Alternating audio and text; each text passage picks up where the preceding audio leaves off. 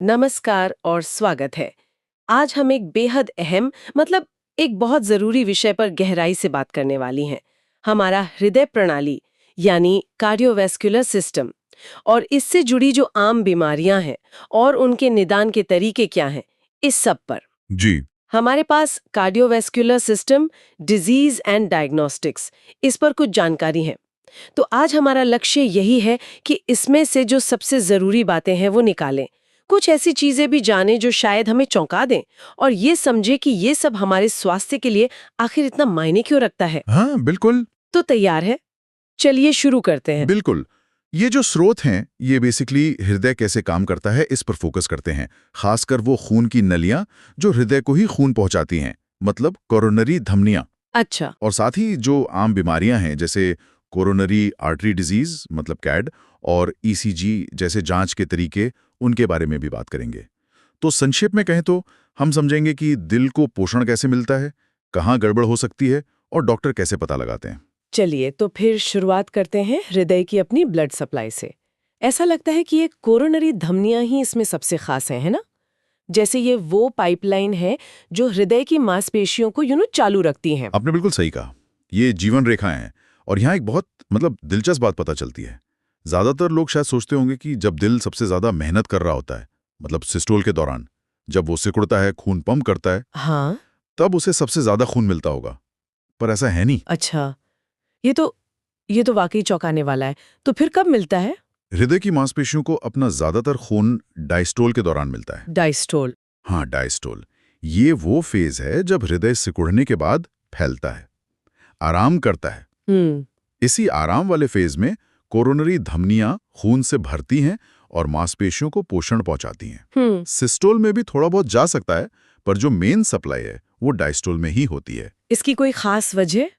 ऐसा क्यों होता है कि आराम के समय ज्यादा खून? हाँ, सोचिए, जब हृदय की मांसपेशियां जोर से सिकुड़ती हैं, मतलब सिस्टोल में, तो वो खुद ही उन छोटी खून की नलियों को दबा देती हैं जो उनके अंदर से गुजर रही होती हैं। अच्छा। जैसे जैसे मान लीजिए आप एक गीले स्पंज को जोर से निचोड़ें, तो पानी बाहर निकलता है, अंदर नहीं जाता। हाँ, सही बात है। जब आप स्पंज को ढीला छोड़ते हैं, मतलब डायस्टोल जैसा, तब वो पानी सोखता है। कुछ वैसा ही यहाँ होता है। जब मांसपेशियां ढीली पड़ती हैं, तब खून की नलियां खुलती हैं और आसानी से खून से भर जाती हैं। वाह, ये तो बहुत अच्छे से समझ में आया। अच्छा, और क्या सांस लेने के तरीके का भी इस पे कोई असर होता है? देखिए, जो जानकारी है उसके हिसाब से तो सांस लेने के पैटर्न का कोरोनरी धमनियों में खून के बहाव से कोई सीधा कनेक्शन नहीं मिला है। ये प्रोसेस मुख्य रूप से दिल के अपने सिकुड़ने और फैलने के साइकिल पर ही डिपेंड करता है। ठीक है। क्या इन स्रोतों में कुछ खास कोरोनरी धमनियों का भी जिक्र है? कौन सी धमनी दिल के किस हिस्से को खून पहुंचाती है? हाँ हाँ, बिल्कुल। कुछ मेन प्लेयर्स का जिक्र है। एक है लेफ्ट एंटीरियर डिसेंडिंग धमनी, एलएडी कहते हैं इसको। LAD? हाँ, इसको कभी कभी बोलचाल में विडो मेकर भी कह देते हैं, क्योंकि इसमें ब्लॉकेज बहुत सीरियस हो सकता है। ये धमनी हृदय की जो सामने की दीवार है, एंटीरियर वॉल, उसको मुख्य रूप से ब्लड सप्लाई करती है। विडो मेकर, बापरे, नाम से ही इसकी गंभीरता पता चलती है। और कौन सी है? फिर आती है सर्कमफ्लेक्स धमनी। ये भी एलएडी की तरह लेफ्ट कोरोनरी धमनी की ही एक ब्रांच है और ये हृदय की साइड वाली दीवार, मतलब लैटरल वॉल, को खून पहुंचाती है। Okay, lateral wall. और तीसरी मुख्य धमनी है राइट कोरोनरी धमनी, आरसीए। ये हृदय के निचले हिस्से को, इंफीरियर पोर्शन को, जिसमें दाहिना वेंट्रिकल भी आता है, उसको सप्लाई करती हैं। अच्छा, इस जानकारी में इंटरनल मेमोरी धमनी का भी जिक्र देखा मैंने। क्या इसका भी दिल से कुछ लेना देना है? हाँ, उसका जिक्र है, पर यहाँ ये साफ करना जरूरी है कि इंटरनल मेमोरी धमनी जो है वो मुख्य रूप से स्तन, मतलब ब्रेस्ट, और छाती की दीवार को खून देती हैं, सीधे हृदय की मांसपेशियों को नहीं। अच्छा। हाँ, कभी कभी बाईपास सर्जरी में उसको ग्राफ्ट की तरह इस्तेमाल करते हैं, पर दिल की जो रेगुलर नेचुरल सप्लाई है वो एलएडी, सर्कमफ्लेक्स और आरसीए से ही होती है।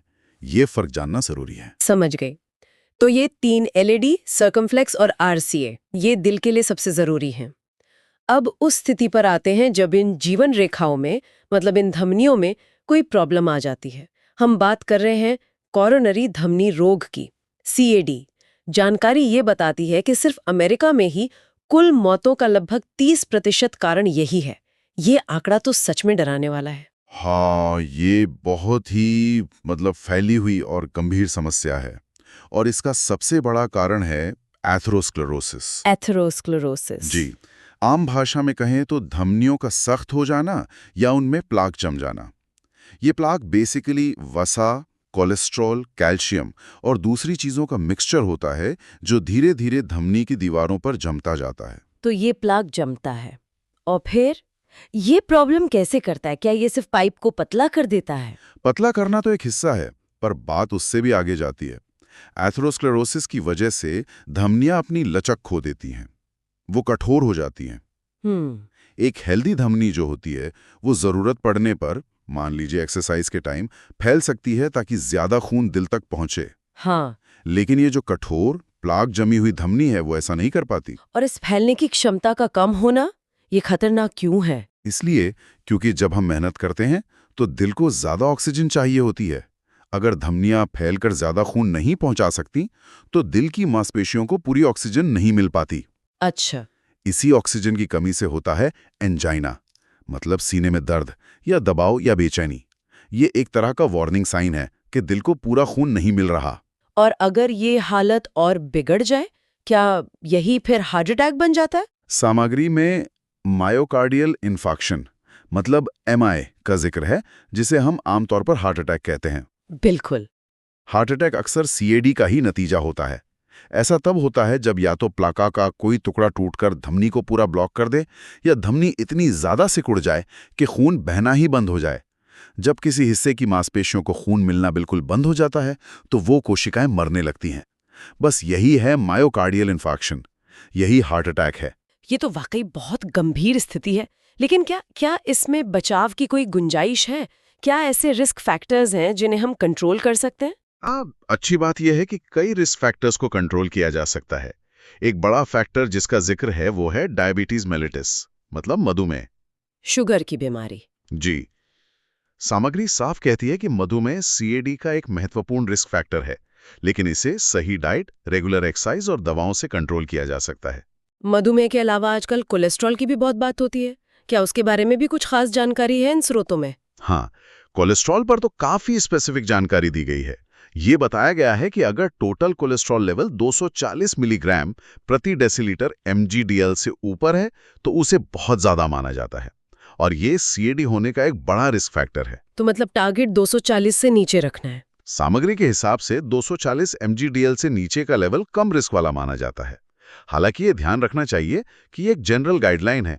डॉक्टर अक्सर सिर्फ टोटल कोलेस्ट्रॉल नहीं देखते। अच्छा। और ट्राइग्लिसराइड्स, इन सब के लेवल को भी ध्यान में रखते हैं।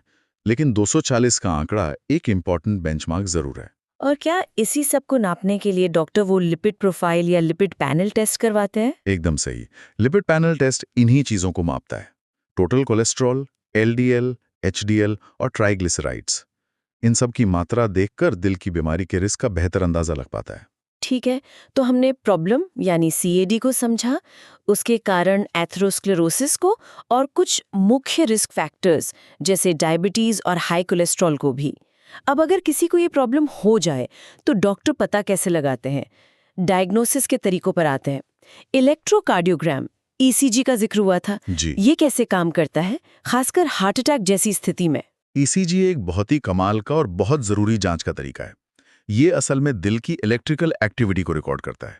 Electrical activity? हाँ, हमारे दिल की हर धड़कन एक छोटे से करंट मतलब इलेक्ट्रिकल इंपल्स से शुरू होती है और कंट्रोल होती है। ईसीजी क्या करता है? त्वचा पर लगाए गए इलेक्ट्रोड्स के जरिए इन बिजली के सिग्नल्स को पकड़ता है और उन्हें एक ग्राफ पर दिखाता है। और इस ग्राफ से डॉक्टर क्या जान पाते हैं? देखिए, यहाँ जो बात वाकई दिलचस्प है वो ये है कि इस ग्राफ के पैटर्न में जो खास बदलाव आते हैं उनसे डॉक्टर दिल की कई प्रॉब्लम पता लगा सकते हैं, खासकर मायोकार्डियल इन्फाक्शन यानी हार्ट अटैक। और सिर्फ यही नहीं, बल्कि ये भी अंदाजा लगा सकते हैं कि दिल का कौन सा हिस्सा प्रभावित हुआ है। पैटर्न में बदलाव? किस तरह के बदलाव? और उससे प्रभावित हिस्से का कैसे पता चलता है? जानकारी में कुछ बहुत स्पेसिफिक उदाहरण दिए हैं। ईसीजी में कई लीड्स होती हैं। हाँ, वो तार जो लगते हैं। हाँ, वही। ये अलग अलग एंगल से दिल की एक्टिविटी को देखते हैं। अगर लीड्स V2, V3 और V4 में एक खास तरह का बदलाव दिखे, जिसे ST सेगमेंट एलिवेशन कहते हैं, तो ये एक पक्का संकेत है कि दिल की सामने वाली दीवार, एंटीरियर वॉल में हार्ट अटैक हुआ है। ST segment elevation. जी, ये असल में तब होता है जब दिल की मांसपेशियों की कोशिकाओं को चोट पहुंचती है और उनकी नॉर्मल इलेक्ट्रिकल एक्टिविटी गड़बड़ा जाती है, खासकर उनके दोबारा चार्ज होने की प्रक्रिया में। अरे वाह, ये तो कमाल है। और जैसा हमने पहले बात की थी, एंटीरियर वॉल को तो मुख्य रूप से LED धमनी खून पहुंचाती है। तो क्या इसका मतलब ये हुआ कि ECG पैटर्न देखकर डॉक्टर ये भी अंदाजा लगा सकते हैं कि शायद LED धमनी में ही रुकावट हो? बिल्कुल, यही तो इसकी खूबी है। जब doctor V2, V3, V4 leads में ST एलिवेशन देखते हैं, तो उनके दिमाग में सबसे पहले LED धमनी में ब्लॉकेज की बात आती है, और ये जानकारी फौरन इलाज की दिशा तय करने में बहुत मददगार होती है। क्या दूसरे पैटर्न दूसरी जगहों की प्रॉब्लम बताते हैं? हाँ, बिल्कुल ऐसा ही है। एक और उदाहरण दिया गया है। अगर लीड्स 2, 3 और AVF में ST एलिवेशन दिखे, तो ये आमतौर पर दिल के निचले हिस्से, इंफीरियर पोर्शन में हार्ट अटैक का संकेत होता है।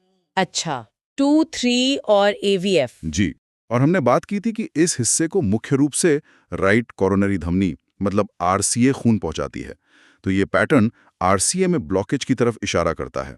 ये सोचना ही मतलब अविश्वसनीय लगता है कि स्किन पर लगाए कुछ इलेक्ट्रोड्स दिल के अंदर क्या चल रहा है और यहाँ तक कि किस धमनी में प्रॉब्लम हो सकती है, इसके बारे में इतनी सटीक जानकारी दे सकते हैं। हाँ, ये मेडिकल साइंस की एक बहुत बड़ी उपलब्धि है।